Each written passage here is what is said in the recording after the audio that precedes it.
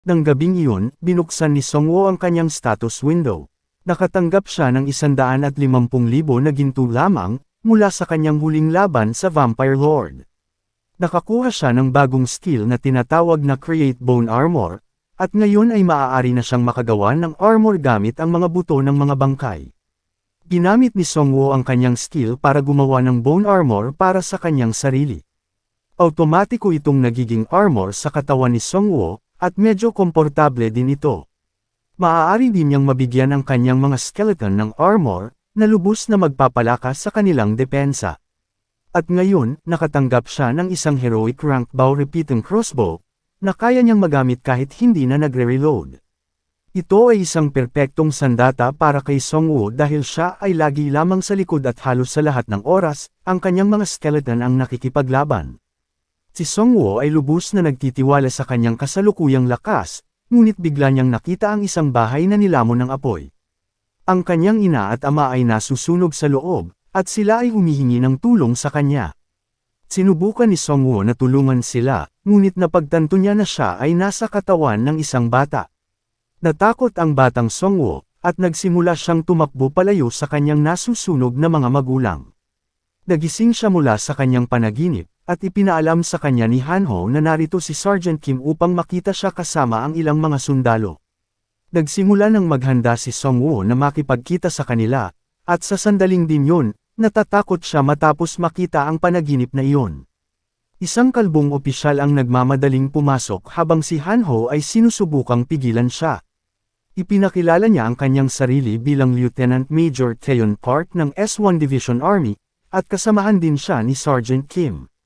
Dumiretso sa punto si Lieutenant Park at sinabi kay Songwoo na gusto niyang makipagtulungan siya sa kanila sa kanilang mga misyon sa hinaharap. Nagtanong si Songwoo tungkol sa kung anong uri ng pakikipagtulungan ang gusto nila, at sinabi sa kanya ni Lieutenant Park na gusto nila na siya ay sumali sa army. Si Raiti at Songwoo ay medyo nadismaya matapos itong marinig at tinanong si Teniente Park kung bakit gusto nilang sumali siya. Sinabi sa kanya ni Teniente Park na gusto nilang tulungan sila sa pagbawi ng isang teritoryo. Ipinaalam pa niya kay Songwoo na tinanggihan sila ng prosecutor sa Yongdunpo, at pati na ang awtoridad ng gobyerno, at lumikha siya ng isang makabagong grupo. Dagdag pa dito, nilikha niya ang unang guild sa Korea at bumuo ng safety zone upang muling itatag ang kaayusan. Natalo rin niya ang isang boss monster sa kanilang lugar. Nagalit si Teniente Park habang iniisip niya na baka ang buong bansa ay mag-rally sa mga army, pero si Songwoo ay hindi sumang-ayon sa kanya dahil ang gobyerno ay ganap na hindi nakakatulong noong kailangan ng mga survivors ang kanilang tulong. Malapit nang sumabog sa galit si Teniente Park, at sinabi ni Songwoo sa kanya na maaari siyang magtrabaho bilang isang mercenary para sa kanila. Sinabi pa ni Songwoo sa kanya na ang gobyerno ay walang kabuluhan sa bagong mundong ito.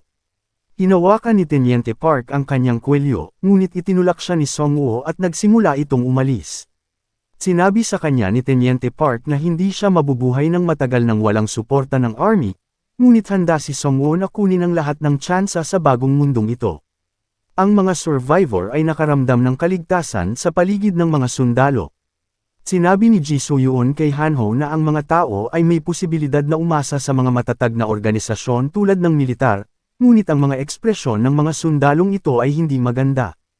Si Hanho ay nakapanood na ng maraming mga pelikula na may kaugnayan sa mga army, kaya lubos siyang humanga sa mga ito. Tinanong niya ang isa sa mga sundalo tungkol kay Private Kwan, na nakilala nila kasama ni Sergeant Kim. Sinabi sa kanya ng sundalo na ito ay classified information, kaya hindi niya ito maaaring sabihin sa kanya. Parehong napagtanto ni Jisoo at Hanho na kakaiba ang kinikilos ng mga sundalong ito, at hindi kailanman maituturing na classified information ang tungkol sa isang private soldier. Samantala, gusto ni Songwoo na makipagtulungan sa army, ngunit hindi niya matiis ang mayabang na Lieutenant Park na iyon. Lumapit si Sergeant Kim kay Songwoo, at masama ang pakiramdam niya sa agresibong pag-uugali ni Lieutenant Park. Sa katotohanan, ang army ay nasa isang tunay na laban, at kailangan nila ang kanyang tulong. Sinabi sa kanya ni Sergeant Kim na gusto niyang ipakita sa kanya ang isang lihim na bagay. Pareho silang tumungo sa parking lot ng isang building. Mayroong ilang mga sundalo na nakaistasyon sa paligid doon. Lumagpas sila sa kanila at nakarating sa isang kwarto. Pinakita ni Sergeant Kim ang Prophecy Stone kay Songwoo. Ang mga Prophecy Stone ay nakakalat sa buong mundo, at sinumang makakahawak nito ay maaaring makakita ng isang pangitain sa hinaharap, ngunit hindi lahat ng nakikita ay magagandang bagay. Sinabi pa niya sa kanya na ang larong ito ay ganap na hindi balanse dahil ang mga taong may access sa mga Prophecy Stone ay may kalamangan. Medyo nag-aalangan si Songwoo, pero hinawakan niya ang Prophecy Stone. Ipinapakita nito sa kanya ang isang pangitain sa hinaharap kung saan silang lahat, kabilang siya at ang kanyang partido ay naging undead creature, dahil sa nilalang nakilala bilang Lich King. Tumingin ang Lich King kay Songwoo, at nagsimula siyang masunog. Dahil dun, natapos na ang pangitain, pero may nakaka-goosebumps pa rin sa kanyang nasaksihan. Ang Prophecy Stone ay nagbibigay ng anunsyo na ang Season 2 ay magsisimula sa 1 ng Enero. Lumalabas na si Sergeant Kim ay nakakita rin ng katulad nito, nung ginamit niya ang Prophecy Stone noong nakaraan. Nakatanggap si Songwoo ng isa pang eksklusibong quest na nakabatay sa layunin na tinatawag na, Who is the Master of Death?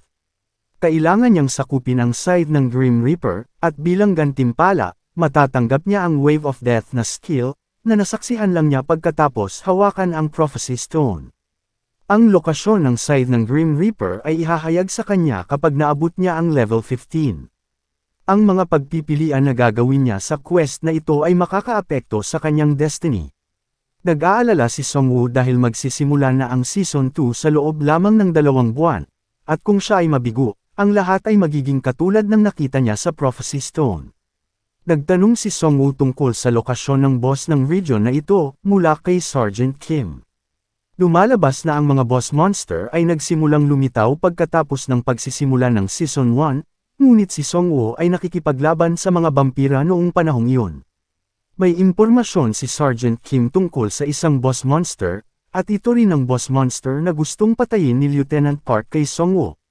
Sinabi ni Songwoo kay Sergeant Kim na ipaalam kay Lieutenant Park na nakumbinsi niya si Songwoo na tulungan silang talunin ang boss, ngunit gusto rin ni Songwoo ng ginto para sa kanyang serbisyo. Kinabukasan, ipinaalam ni Sergeant Kim kay Lieutenant Park na si Songwoo ay handang tumulong sa kanila, ngunit gusto niya ng 100,000 na ginto para sa kanyang serbisyo. Nagalit si Teniente Park matapos itong marinig. Ipinaalam ng commander ng kumpanya kay Lieutenant Park na walang taong kapareho ng kapangyarihan ni Songwoo, at nasaksihan din niya ang kanyang kapangyarihan nang talunin niya ang Vampire Lord. Sinabi sa kanila ni Lieutenant Park na mayroon pa silang first class na si Sergeant Kang, na medyo makapangyarihan. Ipinaalam sa kanya ng commander ng kumpanya na ang first class na si Sergeant Kang ay makapangyarihan, ngunit ang mga manlalaro sa ilalim ng command ng army ay hindi gaanong kapaki-pakinabang. Habang si Songwoo ay may hukbo ng mga skeleton na kayang isakripisyo ang kanilang buhay para sa kanya sa anumang oras, at madaling puksain ang isang buong batalyon gamit lamang ang kanyang mababang ranggo na mga skeleton. Ang mga army ay nakakakuha ng humigit kumulang 60,000 na gold kada araw sa pamamagitan ng pang-hunt sa mga halimaw, at maaari nilang maarkila si Songwoo sa 2 araw nilang pang-hunt. Nasa kontrol ng boss monster ang paliparan, na isang strategic point para sa militar. Dati nang nagpapadala ang army ng 12 mga manlalaro, ngunit si First Class Sergeant Kang lamang ang nakakabalik ng buhay mula doon. Ang paglalakbay sa itaas ay ang pinakaligtas na paraan ng transportasyon, kung maiiwasan nila ang mga halimaw. Dagdag pa dito, mapopromote si Lieutenant Park kung mababawi nila ang kontrol sa paliparan. Galit pa rin si Teniente Park, ngunit pumayag siyang kunin si Songwoo. Pinayaran ng company commander si Songwoo, at sinabi niya kay Songwoo na kailangan niyang talunin ang halimaw sa loob ng 3 araw. Sasamahan sila ni Sergeant Kang sa misyong ito, dahil siya lamang ang nakaligtas at nakabalik ng buhay mula sa nabigong boss hunt mission. Medyo disappointed si Sergeant Kang, dahil magtatrabaho siya bilang assistant ni Songwoo. Nagtanong si Sergeant Kang tungkol sa level ni Songwoo, at ipinaalam niya sa kanya na siya ay nasa level 10. Nagulat si Sergeant Kang at ang mga player ng army, walang tigil silang pumapatay sa mga orc, ngunit hindi pa rin sila nakaabot sa level 10. Sinabi sa kanila ni Songwoo na kailangan nilang pumatay ng mas malalakas na halimaw kaysa sa mga orc lang. Galit na sinabi sa kanya ni Sergeant Kang na ang boss ay nasa ibang level. Samantala, dumami na rin ang mga survivors sa kampo nila Songwoo. Iminumungkahi ni Spearman Kyung-soo na dapat silang magtayo ng isang bayan sa tulong ng mga survivors na ito. Ang mga taong may support skills ay tutulong sa pagtatayo ng bayan, habang ang mga manlalaro na may fighter class ay magiging responsable sa panghahunt at pagdepensa sa bayan. Ang kanilang layunin ay dagdagan ang kanilang ginto at lakas ng militar. Pinupuri ng mga magulang ni Han-ho si Kyung-soo para sa kanyang ideya, ngunit sinabi nito sa kanila na ito ay ideya ni Song-woo nung una. Iniisip ni Kyung-soo na hindi siya maaasahang tao, dahil lahat ng kaibigan niya ay namatay sa kamay ng mga vampira dahil sa padalos-dalos niyang desisyon. Sinubukan ng ama ni Han-ho na hikayatin siya at sinabi sa kanya na nasa kanya ang lahat ng katangian ng isang tunay na pinuno. Samantala, ang party ni Song-woo ay nagdulot ng kaguluhan sa lansangan, kahit isang halimaw ay hindi kayang labanan sila. Kahit na ang mga low-rank monsters ay natatakot na sa kanila. Ang party ni Song-woo ay papunta sa loob ng isang gusali, at nakakita sila ng isang smith shop doon. Ang smith shop ay nagbibigay ng mga opsyon kay Song-woo upang pagsamahin ang tatlo sa kanyang legendary rank items, sa presyong 100,000 ginto. Sinimulan ni Song-woo na ihanda ang kanyang tatlong item para sa kombinasyon, ngunit may 2% posibilidad na mawala ang kanyang mga item. Kaya nagsimulang magdasal si Jisoo para kay Song-woo. Si Song-woo ay nagpatuloy sa kombinasyon, at ang tatlong item ay nagsimulang pagsamahin. Nakakuha si Song-woo ng isang legendary rank item na tinatawag na Chaos Crystal, na nagbibigay ito ng Chaos attribute sa user nito at pinapataas ang mana ng 500 at mana regeneration ng 250. Maaari din itong magnakaw ng mana at health stats ng 3% sa sabay-sabay na pag-atake. Parehong binabati ni Han-ho at Jisoo si Song-woo para sa kanyang bagong item, sinuri ni Jisoo ang smith shop, at lumalabas na maaari rin niyang pagsamahin ang kanyang fire whetstone sa incendiary blade. Ang kombinasyong ito ay nangangailangan ng 15,000 na ginto.